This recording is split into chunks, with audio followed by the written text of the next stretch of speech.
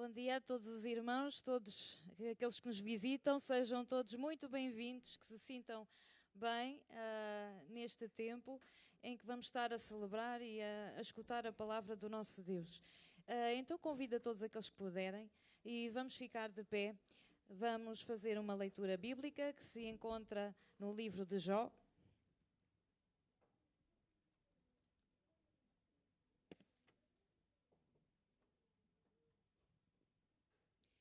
No capítulo 36, Jó 36, e vamos ler os versículos 22 a 33. E o enquadramento destes versículos são palavras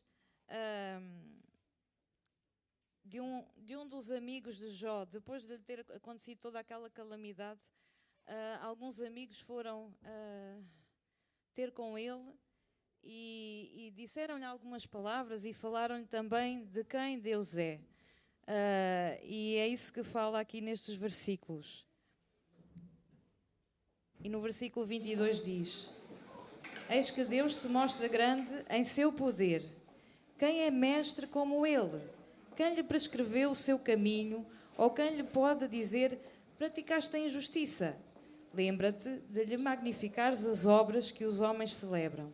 Todos os homens as contemplam, de longe as admira o homem. Eis que Deus é grande e não o podemos compreender. O número dos seus anos não se pode calcular, porque atrai para si as gotas de água que de seu vapor destilam em chuva, a qual as nuvens derramam e gotejam sobre o homem abundantemente. Acaso pode alguém entender ou estender-se das nuvens e os trovões do seu pavilhão? Eis que estende sobre elas o seu relâmpago e encobre as profundezas do mar. Pois por estas coisas julga os povos e lhes dá mantimento em abundância. Enche as mãos de relâmpagos e os dardeja contra o adversário. O fragor da tempestade dá notícias a respeito dele, dele que é zeloso na sua ira contra a injustiça. Assim é Deus, o nosso Deus grande, tremendo, Deus do universo, Deus criador. E nós não podemos muitas vezes compreender a forma como Deus age, porque os seus pensamentos não são como os nossos pensamentos. E muitas vezes há situações que acontecem na nossa vida que não conseguimos compreender. Mas Deus, a seu tempo, nos dará também o entendimento, o discernimento e o esclarecimento. E às vezes só passado algum tempo, alguns anos, é que nós realmente percebemos porque é que tivemos que passar por essas situações ou porque certos acontecimentos nos surgiram na nossa vida. Mas uma coisa é certa, Deus é grande, mas Ele é nosso Pai, Ele também cuida de nós, Ele olha para nós, Ele conhece-nos melhor do que ninguém, porque Ele nos criou. Ainda estávamos a ser formados no ventre da nossa mãe e o Senhor já nos conhecia, Ele já sabia como iria ser a nossa vida, Ele já sabia quem nós éramos, Ele já nos tinha escolhido com um propósito. E isso é tremendo, porque apesar da sua magnificência, da sua grandeza, Ele importa-se com cada um de nós, Ele conhece-nos em particular. Disso não podemos ter qualquer dúvida. Deus importa-se com cada um de nós. Ele é grande, é tremendo na sua majestade. Não podemos calcular os seus anos, claro que não, porque Deus é eterno. Ele não tem um princípio nem um fim. Ele é eterno. Então é este Deus maravilhoso, Deus do universo, que nós vamos cantar e celebrar. Criação.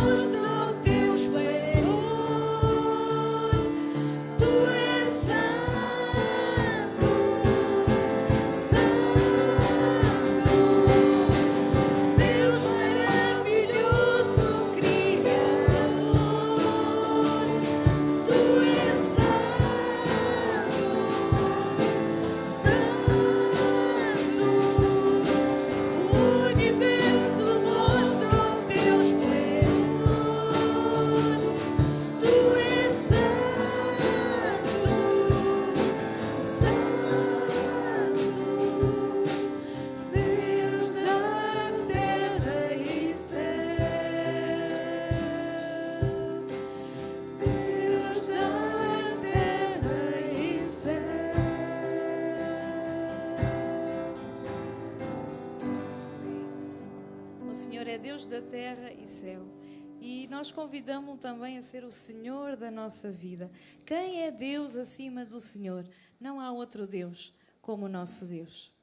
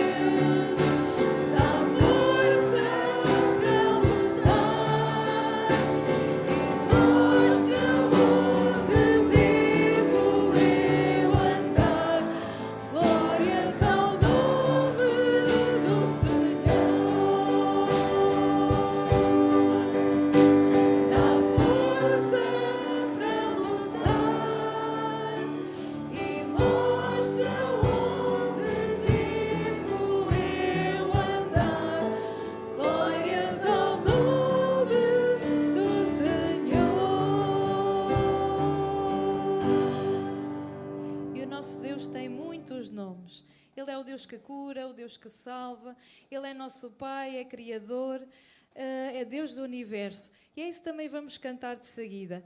Toda essa grandeza que é espelhada nos nomes do nosso Deus.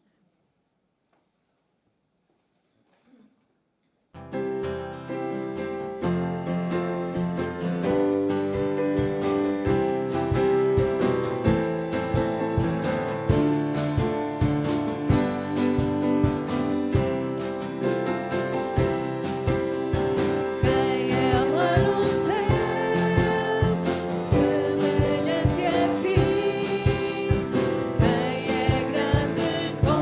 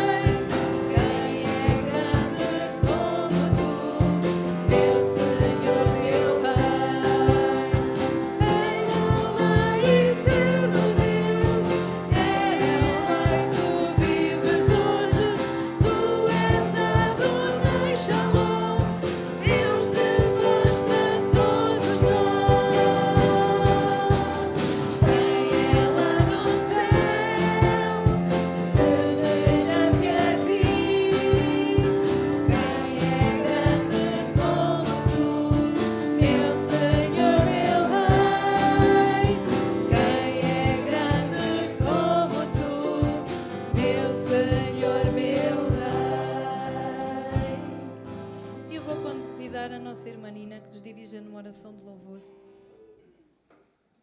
Quem é grande como tu, Senhor? Nós sabemos que só tu és grande, só tu és o Deus, o único poderoso, nosso Criador, nosso Salvador, sustentador, aquele que nos livras, Senhor, do mal, aquele que nos curas, Senhor, quando tu entendes, quando a tua vontade é feita realmente sobre cada um de nós, que a tua vontade seja feita, Senhor, no céu e aqui na terra, Senhor. Que tu sejas louvado na beleza da tua santidade, seja para sempre, honra e glória ao teu nome. Santo, Santo Senhor, és. E que realmente a nossa vida espelhe realmente essa santidade que tu requeres de cada um. Em nome de Jesus Cristo, nós te louvamos. Amém.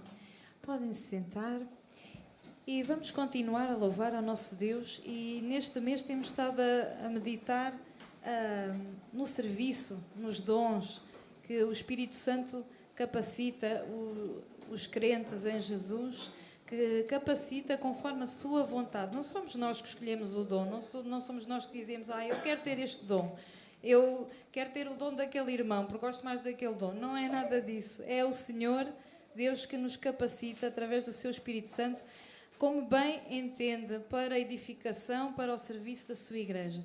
Então todos nós temos um dom, pelo menos um haveremos de ter, podemos até ter mais do que um, mas pelo menos um teremos com toda a certeza. Cabe a nós também pedimos a Deus que nos dê esse discernimento espiritual para compreender que dom é que Ele nos deu e como podemos pô-lo ao serviço, ao serviço da sua igreja.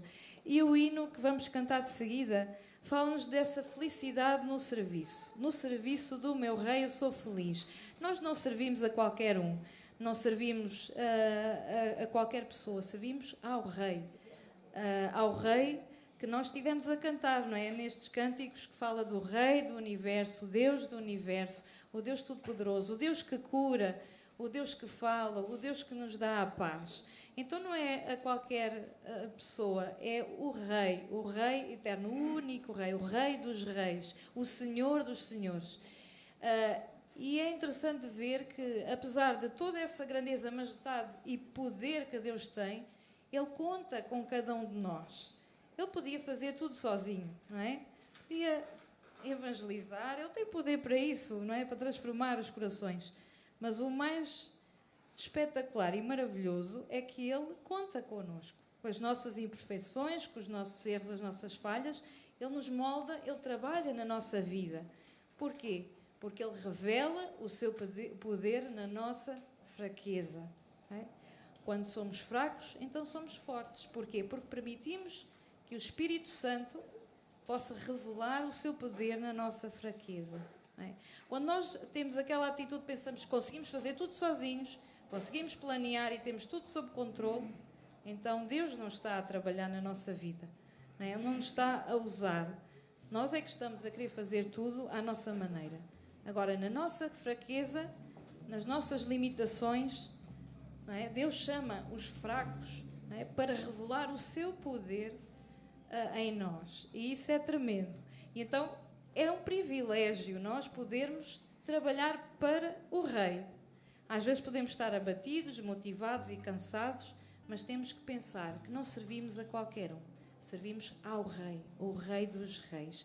Então vamos cantar com alegria. No serviço do meu Rei eu sou feliz. E que realmente cada um de nós que tem posto os dons ao serviço do Senhor possa sentir esta alegria quando serve. Não é? Logo à tarde vamos ter a Assembleia de Igreja. Eu sou secretária da Assembleia Geral e digo-vos, irmãos, é uma função, uma tarefa que eu não gosto nada, digo-te muito sinceramente. Mas eu faço porquê? Por amor ao Rei, por amor a Deus. Não é por amor à Nina nem ao irmão Rogério. Também, porque eu amo estes nossos irmãos. Mas é por amor ao Rei. Não é? E às vezes há coisas que nos custam. Mas quando Deus nos chama a fazer, temos de as fazer. Porque é amor ao Rei. E é isso que nós devemos sentir enquanto igreja. Devemos de fazer tudo por amor ao Rei, a Jesus.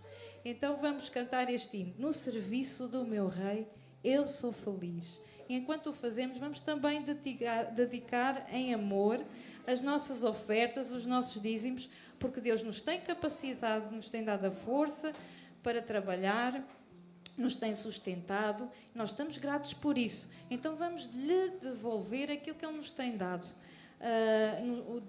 do seu sustento.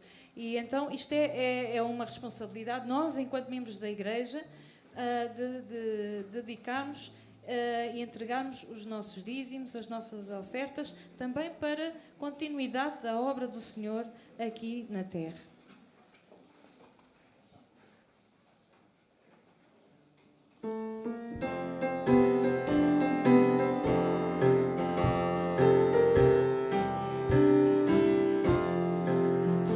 No serviço do meu bem eu sou feliz, satisfeito e abençoado, proclamando no meu bem a salvação.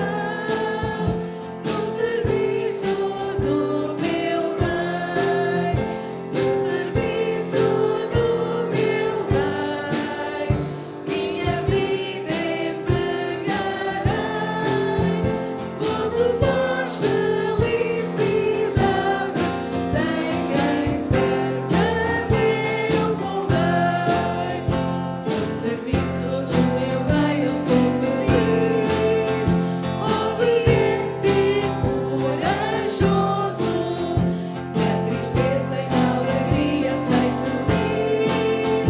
No serviço do meu bem, no serviço do meu bem, minha vida empregarei, gozo, paz, felicidade, tem quem serve a meu bom bem. No serviço do meu bem eu sou feliz, jubiloso e consagrado, ao seu lado desafio todo o mal. No serviço do meu bem, no serviço do meu bem, minha vida empregarei, gozo, paz, felicidade, tem quem serve a meu bom bem. No serviço do meu bem eu sou feliz, vigoroso e decidido, quanto tempo no serviço gastarei, no serviço do meu bem, no serviço do meu bem, minha vida empregarei, gozo, paz, felicidade, tem quem serve a meu bom bem. E eu peço ao irmão Rogério nos dirigir numa oração.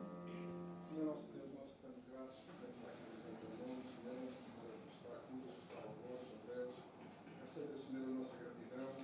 Nós te agradecemos, Senhor, que podemos servir, Senhor. Nós te agradecemos, Senhor, que tu tens escrito dons, Senhor, pelos teus servos, a Deus. Nós, ó Deus, tudo quanto passamos, Senhor, seja para a honra e glória do teu nome, Senhor. Nós te queremos também agradecer, Senhor, estes dízimos e ofertas que ainda não foram levantados, Senhor. Nos dê sabedoria, Senhor. Dê sabedoria à tua igreja, Senhor. Para a melhor forma da utilização, Senhor. Nós oramos em nome do amado Filho, Jesus.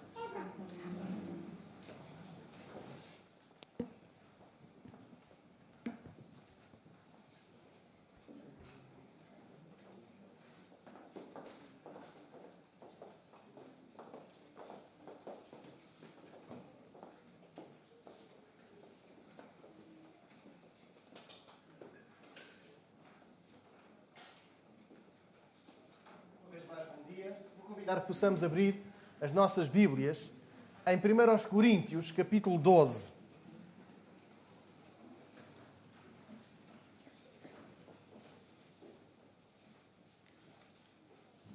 Muitas vezes nós ouvimos esta expressão, eu não faço milagres, como que a justificar as nossas limitações, a recordar as nossas limitações em relação a determinado assunto. Eu posso fazer muitas coisas, mas milagres não faço. E nós dizemos isto várias vezes. E às vezes até usamos um tom de voz assim mais enfático para realçar: eu não faço milagres.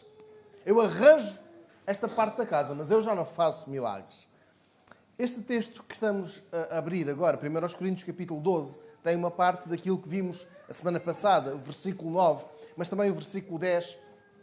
Fala-nos da capacitação que o Espírito Santo dá para que os milagres aconteçam na igreja. E nesta manhã, gostava que considerássemos 3 tópicos em relação a esta frase. Eu não faço milagres, mas que nos ajudam a compreender para que é que serve o dom das curas e de milagres. Então, leiamos 1 Coríntios capítulo 12, versículos 9 e 10. O versículo 9 começa: e a outro, pelo mesmo Espírito, a fé, e a outro, pelo mesmo Espírito, os dons de curar, e a outro, a operação de maravilhas. Olhamos para estes 2 versículos que nos falam dos dons que nós percebemos. Eu não faço milagres, mas também não quero protagonismo. Quando Paulo escreve à igreja em Corinto sobre estes 2 dons, os dons de curar e operação de milagres, a determinada altura a igreja começou a pensar que estes dois dons seriam os dons mais importantes. Os dons do protagonismo, os dons da superioridade de uns em relação a outros. Quem era capacitado pelo Espírito Santo para, versículo 9, curar? Quem era capacitado, versículo 10, para operar milagres? Então esse teria o protagonismo na igreja.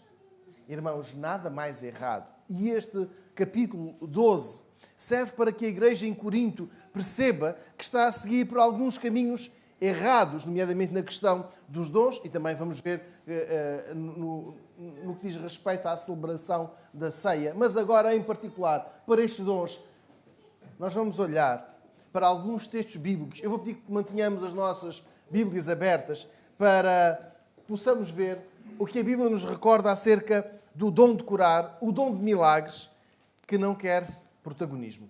Vamos começar pelo exemplo maior, Jesus. Vamos abrir então Mateus capítulo 8. Mateus capítulo 8.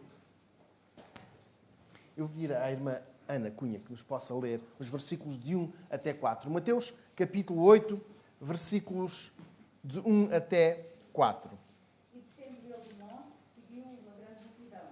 E eis que veio um leproso e o adorou, dizendo: Senhor, se queres, podes tornar-me limpo.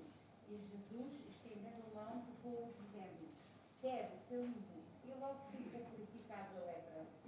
Disse-lhe então Jesus: olha, não digas a ninguém, mas vai, mostra-te ao sacerdote e apresenta a oferta que Moisés terminou para lhe servir de testemunho. Obrigado. Depois de ter ensinado durante muitas horas, o que nós temos como o Sermão da Montanha, Jesus curou este homem, de quem estávamos agora a ler, um homem leproso. E naquela época, o leproso vivia afastado de todas as outras pessoas. Não é o isolamento que nós temos hoje, de 7 dias, de uma semana. É que o leproso vivia mesmo fora. Não vivia nos arrabaldes, vivia mesmo fora. Os familiares tinham um contacto mínimo com aquela pessoa doente, para que não fossem elas também afetadas e pudessem afetar outras pessoas. Eles viviam fora da cidade, não contagiavam o resto da população. Mas, olhando nós para o texto de Mateus no capítulo 8, este homem que vive longe da sua família, aproxima-se de Jesus. Este homem rompe com todos os protocolos sanitários, ele rompe com todas as regras previamente estabelecidas, e ele vai ter com Jesus e disse que se Jesus quisesse, ele, o doente, podia ficar curado, podia ficar limpo. É a expressão que ele usa. Os irmãos estão a ler? Mateus capítulo 8, o que diz este homem no versículo 2. Senhor, se quiseres, podes tornar-me limpo. A resposta de Jesus foi que sim, que queria que ele ficasse limpo. E novamente, Jesus quebra as regras do isolamento, quebra as regras sanitárias, quebra a regra protocolar e toca naquele homem. Algo que não devia de ser feito, mas Jesus tocou e curou. A palavra tocou não tem aqui apenas um sentido literal, tem também um sentido espiritual. Jesus tocou a vida daquele homem e ele ficou limpo. O desejo, o pedido dele foi: se quiseres, podes tornar-me limpo, podes fazer-me limpo. E Jesus tocou, curou aquele homem. Mas se nós olharmos para o texto, o que é que Jesus diz a este homem? Depois de o curar, depois de tocar, o que é que Jesus diz? Oh, irmã Eunice, pode dizer mais alto, por favor? Olha, não digas a alguém, mas vai e mostra-te ao sacerdote. Estranho.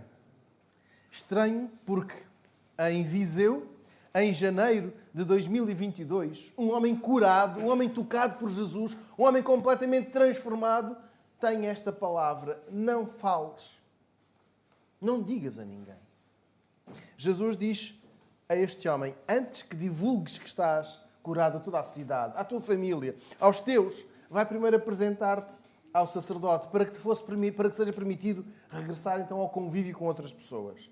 E agora fica uma pergunta: por que será que Jesus não permitiu que este homem espalhasse aos quatro ventos, espalhasse com todo o ar que tinha, que Jesus tinha limpo a sua vida?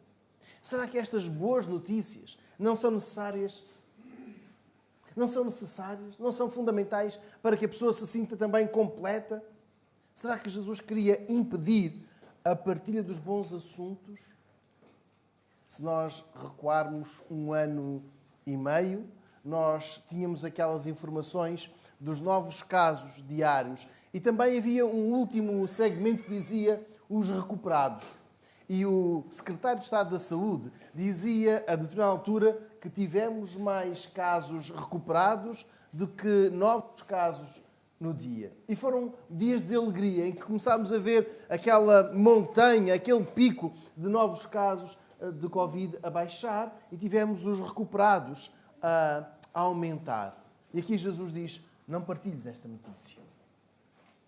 Antes de dizer que estava curado, ele devia de receber, e peço perdão por usar esta expressão, alta da pessoa regulamentada para tal, o sacerdote. O sacerdote iria observar aquele homem, iria observar nas zonas mais difíceis, aqui na dobra do braço, aqui nas axilas, enfim. Iria observar aquele homem e poder dizer: tu podes voltar ao convívio social. Tu já estás em condições de voltar. Mas Jesus não busca o protagonismo. Por isso Jesus diz: não fales. Vai-te mostrar ao sacerdote. Não espalhes por aí que eu te fiz. Jesus não queria seguidores interesseiros. Pessoas focadas no imediato, no bem-estar momentâneo, agora, prazenteiro. Quando olhamos para Marcos, no capítulo 1, e peço a outro de nós possa ler agora, por favor, Marcos, capítulo 1, versículo 28. Alguém pode ler, por favor, Marcos 1, 28. E logo correu a sua fama por toda a região da Galileia. Obrigado. Irmão Carlos, sabe porque é que a fama de Jesus se espalhou por toda a Galileia? Porque Jesus tinha curado um homem. Jesus curou um homem possuído por demónios. E aquela cura, aquele milagre, valeu a Jesus a fama em toda aquela região. Mas será que Jesus foi atrás da fama? Será que Jesus foi atrás do protagonismo? De modo nenhum. De maneira nenhuma. E também os crentes com estes dons são chamados a trabalhar em prol dos outros, não em seu benefício, não em busca do seu protagonismo, não em busca do destaque pessoal. E em Corinto isto estava a acontecer. E na igreja em Corinto havia uns que se consideravam mais importantes do que outros porque tinham estes dons, porque queriam ter estes dons e porque se achavam merecedores do protagonismo. O apóstolo Pedro, passemos então ao segundo exemplo, também tinha o dom de curar. E foi o que fez. Curou um homem que estava na escadaria do templo, à entrada, e estava a pedir. Aquele homem tinha uma deficiência que o impedia de andar. E quando ele viu Pedro e João, perguntou: podem dar-me uma moeda? O que faria a todas as pessoas. O que provavelmente terá dito a todas as pessoas que se cruzaram com ele. Ele pediu: uma moeda. Pedro e João disseram, os irmãos recordam-se: não tenho prata nem ouro, mas o que tenho te dou. Em nome de Jesus, o Nazareno, levanta-te. e anda. Eles curaram aquele homem, não para vaidade. E eu quero chamar a atenção às palavras de Pedro e de João. Em nome de Jesus, de Nazaré ou Nazaré, eu te digo, levanta-te. Não foi Pedro, não foi João, não foi o poder destes homens a curar aquele homem, mas foi o nome de Jesus que foi exaltado. E quando os discípulos foram levados ao tribunal religioso, eu peço que outro de nós possa abrir, por favor, Atos capítulo 3, versículo 16. Atos capítulo 3, versículo 16. Pode ler, por favor. Pela fé em nome de Jesus, esse mesmo nome fortaleceu a este homem que agora vedes e reconheceis. Sim, a fé que vem por meio de Jesus deu a este saúde perfeita na presença de todos vós. Obrigado. Este texto é quando os dois, Pedro e João, são chamados ao Sinédrio, ao tribunal que condenou Jesus, perguntam: mas com que autoridade vocês fizeram isto? Em nome de quem é que vocês curaram este homem? E eles dizem: sim, foi em nome de Jesus.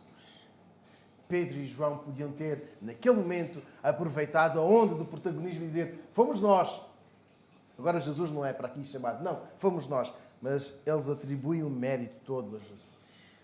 Irmãos, lendo 1 Coríntios capítulo 12, versículo 9, nós percebemos que o dom das curas, o dom dos milagres, da operação de milagres, não podemos encontrar e dizer: agora já não existe mais. Agora só este ou aquele é que podem ter.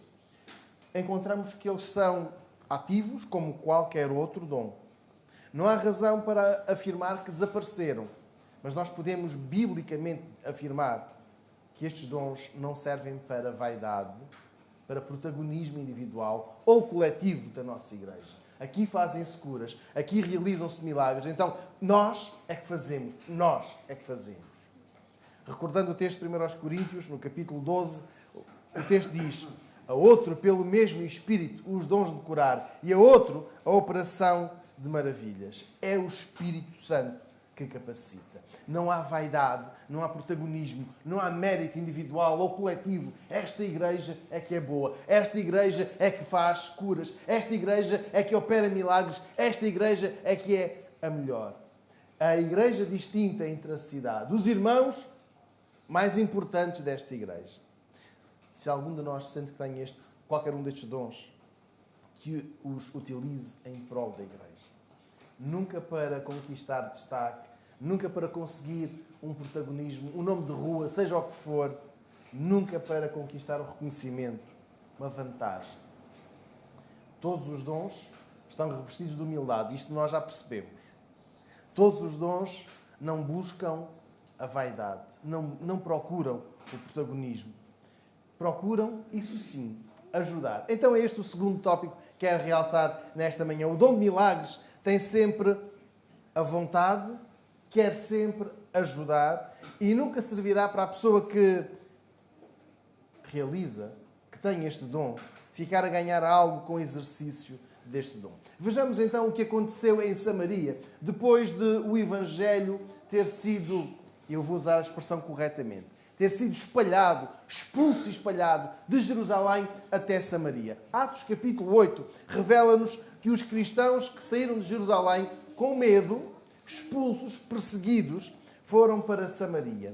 E lá muitos se converteram. Então, houve necessidade de enviar Filipe, um dos diáconos, aquele evangelista, aquele homem que ao longo do livro de Atos vai aparecendo sempre como uma autoridade espiritual. Pois bem, Filipe vai para Samaria para os doutrinar, para os corrigir, para discipular os novos convertidos. E também ele tem o dom de realizar milagres. De tal forma que, através do ministério de Filipe, muitos mais vieram a aceitar a fé. Muitos mais aceitaram Jesus como Salvador. E uma das pessoas que ouviu a mensagem e que viu aqueles milagres foi um homem chamado Simão. Simão era um mágico. Simão era um homem que era conhecido. Nós hoje ainda temos às vezes, quando estacionamos o carro em certas zonas da cidade, aparece-nos lá um papelinho com o professor qualquer coisa, que resolve os problemas todos. Todos os que nós tivermos. Desde a calvície, à falta de dinheiro, à falta de sorte aqui, falta de sorte acolá, ele resolve tudo. Pois bem, Simão era uma espécie destes professores, era muito conhecido na cidade. E ouviu a mensagem. Ele aceitou. Ele foi batizado. E ele pensou que podia manipular os dons. Podia manipular o Espírito Santo.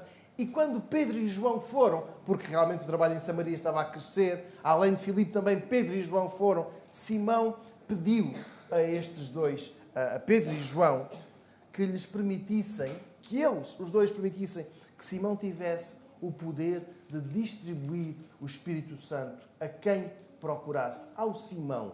Não a Deus, não ao Senhor, mas a Simão. E ele queria manipular, que ele queria ser a autoridade, a voz, as mãos que dá ou não o dom a esta ou aquela pessoa. Simão não percebeu que o Espírito Santo não é manipulável. Nós não podemos colocar, tal como Simão queria, um dia, uma hora e uma pessoa para distribuir, para fazer realçar o Espírito Santo. Os dons não são distribuídos por Simão. Os dons servem para ajudar pessoas que estão presas em algum tipo de pecado, em doenças ou em limitações de vária ordem, para que estas pessoas cheguem a Deus, para que possam experimentar a graça de Deus. Estes dons não servem para que Simão seja engrandecido. Nesta altura, Simão não fazia milagres, mas ele queria ter a autoridade, o poder, a capacidade de controlar o Espírito Santo. Simão queria ter o protagonismo. Para quê? Para que as pessoas fossem reconhecidas, agradecidas a Simão. Pedro e João corrigem este homem. E explicam-lhe que o Espírito Santo não é manipulável. Infelizmente, irmãos, a igreja em Corinto também estava confusa em relação aos dons. Pensavam que aqueles irmãos que tinham o dom de cura ou de milagres seriam os destacados na igreja. Seriam os identificados como os mais espirituais. Depois haveria uma outra ala que diria, não, o dom das línguas é ainda mais importante do que estes. E estavam ali, num litígio. E quem não tinha nenhum destes três dons, pensava, nós somos os menos espirituais de todos. O dom não serve para destacar o irmão mais espiritual e o irmão menos espiritual. O irmão mais dotado e o irmão menos dotado. Os dons servem para ajudar quem necessita. Lucas capítulo 11, versículo 15. Outro de nós pode ler, por favor. Lucas capítulo 11, versículo 15.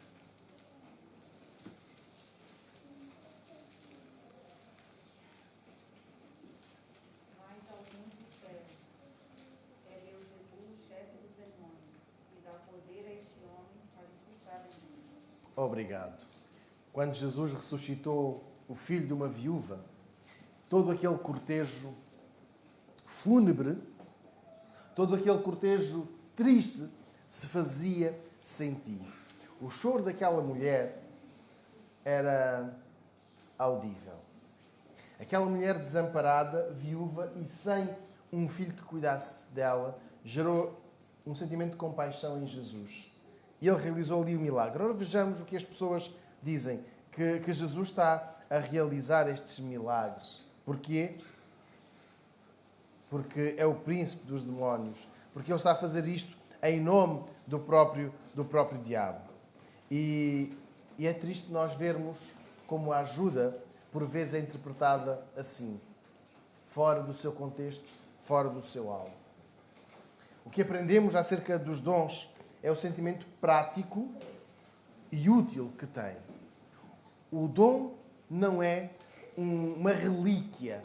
E os irmãos sabem que tratamos muito bem as relíquias. Não as trazemos para a rua. Aliás, os quadros mais caros não circulam pela rua. Aliás, os objetos mais valiosos que temos em casa, sejam eles fios, sejam anéis, sejam pulseiras, nós procuramos não os espalhar pela cidade. Guardamos-los em casa. E os dons não são assim.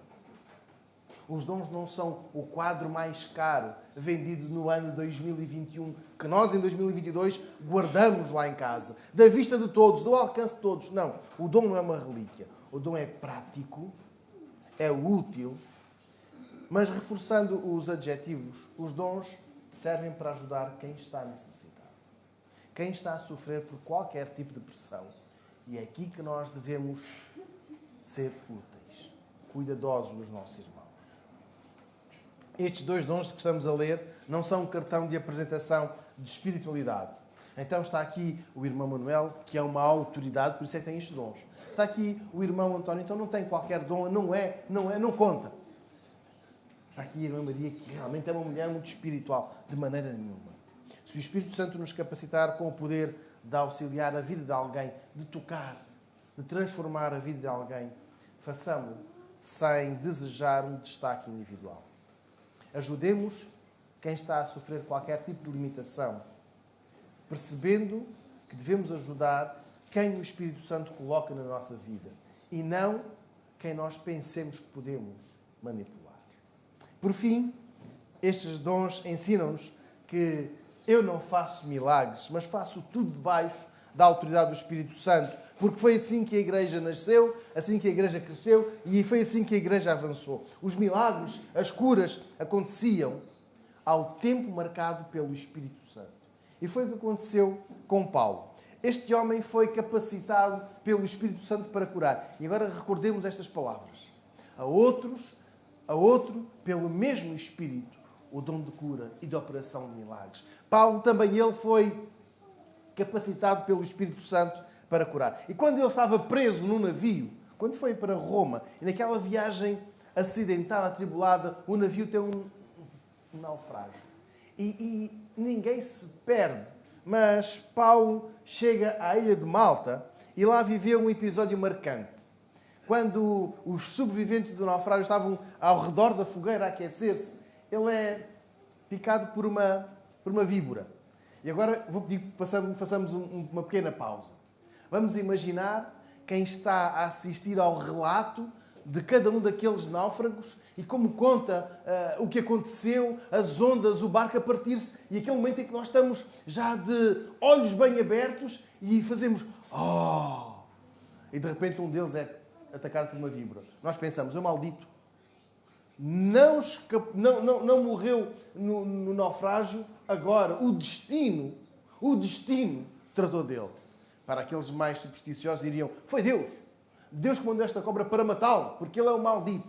Para outros diriam que tinha sido o destino, enfim, circunstâncias da vida. E as pessoas ali na ilha de Malta pensaram, este homem tem aqui um castigo já reservado para ele. Se ele sobreviveu àquele naufrágio, agora, picado por uma víbora, ele vai morrer. Ele está condenado à morte. Porque quem sobrevive a um naufrágio e quem numa fogueira é atacado por uma víbora, certamente que está marcado já para morrer. Os seus dias estão contados e ele vai morrer. E as pessoas ficaram a olhar para Paulo, à espera que aquela mão, aqueles pés, aquele pescoço ficassem tão inchados que ele não conseguisse mais respirar e ao fim de alguns minutos ele morresse. Mas não foi o que aconteceu. Isto levou que as pessoas olhassem para Paulo de uma outra maneira. Lá ele conheceu o homem mais importante da ilha, Públio, que recebeu Paulo com muito agrado, que ouviu a mensagem, não só o relato do naufrágio, porque realmente é uma coisa marcante, mas ouviu a mensagem do Evangelho e que o recebeu muito bem. E o pai de Públio estava doente e Paulo curou aquele homem. E não foi só o pai de Públio. Todos os doentes daquela ilha foram ter com Paulo e foram curados. Está relatado em Atos, no capítulo 28, dos versículos de 1 até 9. E neste relato nós encontramos a ação do Espírito Santo, o tempo do Espírito Santo. Há um ano recebi como presente uma ampulheta.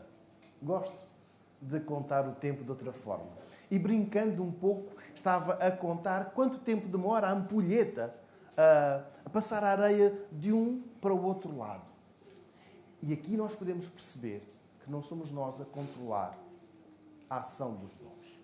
1 Coríntios capítulo 12 diz, a outro pelo mesmo Espírito, e recordo, pelo mesmo Espírito, é sempre debaixo do tempo do Espírito Santo. Não é quando eu decido virar a ampulheta que agora tem de se manifestar determinado dom. Neste caso concreto, o dom da cura ou o dom dos milagres. Não é porque nós decidimos que tem de ser assim que o Espírito Santo vai ter de agir. É ao contrário. é o tempo, é a ação, é a autoridade do Espírito Santo.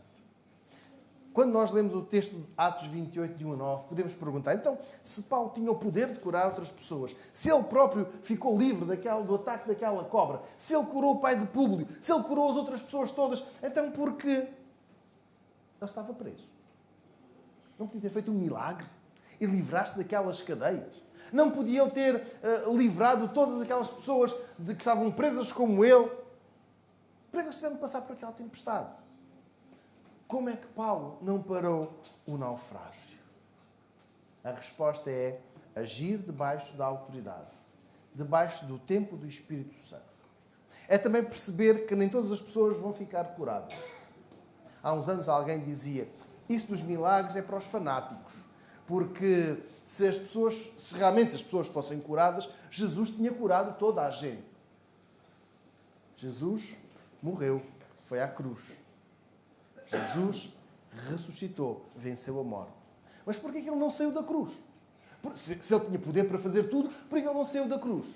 Estamos a ver a submissão ao plano, à autoridade de Deus. Aliás, nos dias de Jesus, nem todos os doentes foram curados. No tempo de Jesus, nem todas as pessoas endemoniadas foram libertas. No tempo de Jesus, nem todos aqueles que morreram foram ressuscitados. No tempo de Jesus, houve tragédias que não foram paradas. Nem no tempo dos apóstolos. Os apóstolos não curaram todas as pessoas doentes, não libertaram todas as pessoas possessas. E isto realça a autoridade do Espírito Santo. O tempo de ação do Espírito Santo. Se tivermos uma ampulheta em casa, façamos este exercício. Viremo-la. Contemos quantos minutos, quantos segundos demora a areia a percorrer toda aquela ampulheta. E percebamos que não é ao nosso tempo. É 1 Coríntios capítulo 12, versículos 9 e 10. Pela ação do Espírito Santo. Porque é o Espírito Santo que capacita a Igreja com os dons. É Ele que decide quem deve fazer, quando deve fazer, mas para o que for útil, como nós vemos no versículo 7. Tudo o que for da sua vontade e não da vontade da Igreja. Em Corinto, repito, alguns irmãos diziam que ter o dom das curas era o mais importante. Era o lugar mais alto. Outros foram dizer, não, é o dom das línguas, porque aí nós estamos muito mais perto de Deus. E começaram a surgir aqueles conflitos, erros, incompreensões acerca da capacitação do Espírito Santo. Então, esta carta é pelo Espírito Santo. Só para recordar, à quarta-feira nós estamos a estudar a carta aos Gálatas. E por vontade da Igreja, se fosse pela vontade da Igreja, só os judeus é que eram salvos. Só os judeus é que ouviam a mensagem da salvação. Se fosse por vontade do homem, então os não-judeus, os gentios, não teriam acesso à salvação. Aliás, até houve conflito, até houve confronto. Não, só os judeus. Não, todos, só uns. Por vontade da Igreja, o Evangelho não teria alcançado outras cidades. Não teria alcançado outras pessoas. Isto faz-nos perceber que a Igreja se deve submeter ao Espírito Santo. E não querer que o Espírito Santo seja subalterno à Igreja. É a autoridade do Espírito Santo que é inquestionável, é a autoridade do Espírito Santo que é superior e é Ele que nos capacita a realizar um milagre, qualquer que Ele decidir. Esta frase, eu não faço milagres, é verdadeira. Deve ser dita com confiança. E não apenas naquelas tarefas lá em casa. Quando estamos a reparar algo e nos pedem mais um pouco e nós dizemos, calma, eu não faço milagres. Não é só nesta expressão lá quando estamos com os nossos colegas, que percebemos muito de matemática, mas depois de geografia já não percebemos tanto, ou ao contrário. Não é só para realçar que também temos as nossas limitações, mas é para realçar que sim, é Deus quem realiza. É Deus que faz os milagres acontecer. Porque se o Espírito Santo capacitar alguém para curar, se o Espírito Santo capacitar alguém para realizar milagres, recordemos, não procuramos protagonismo, mas procuramos ajudar. Procuramos fazer não debaixo da nossa vontade, mas tudo debaixo da soberania do Espírito Santo. A pergunta que faço, que tenho feito nestes 4 domingos é: sente que tem algum destes dons? Já encontrou o seu dom? sente que o Espírito Santo está a conduzir a sua vida para um determinado ministério, um determinado serviço, com determinadas capacitações, então sirva a Deus. Este hino que estávamos a entoar antes da mensagem, no serviço do meu Rei eu sou feliz, faz-nos perceber o seguinte, que independentemente do meu dom, eu sou útil para vós. Independentemente do meu dom ser falado, ser manuseado, eu devo empreender o dom em benefício da igreja. Mas eu quero fazer uma outra pergunta. Qual é o seu dom? Qual é o teu dom? Qual foi o dom que Deus nos tem dado? Qual é o dom que Deus nos tem dado? Temos usado? A igreja tem sentido? E a outro, pelo mesmo Espírito, os dons de curar. E a outro, a operação de maravilhas. Vamos orar? Senhor, nós agradecemos-te pela Tua palavra. Nós agradecemos-te porque Tu contas connosco. Tu queres que sejamos felizes, sábios, no serviço que Te prestamos, no culto que Te prestamos. Não apenas quando estamos reunidos ao domingo, mas todos os dias. Que nós saibamos servir os nossos irmãos. Saibamos servir a Tua igreja. Que sejamos úteis, práticos, cuidadosos, humildes, na forma como empreendemos o ministério que nos confias. O serviço que Tu queres que façamos. Senhor, faz-nos perceber qual é o nosso dom. Faz-nos usar esse mesmo dom. E não permitas que coloquemos entraves, obstáculos nossos, mas que nos submetamos à Tua autoridade, ao Teu tempo. A Ti seja toda a honra, toda a glória. É o que pedimos em nome do Senhor Jesus, o nosso Salvador. Amém. Enquanto nós escutarmos o preslúdio, eu vou convidar que nós possamos falar com Deus e perguntar-lhe se já sabemos qual é o nosso dom, pedir a Deus que nos faça usar o dom. Então, em oração individual e silenciosa, fale com Deus. Qual é o seu dom? Senhor, onde queres que eu use o meu dom?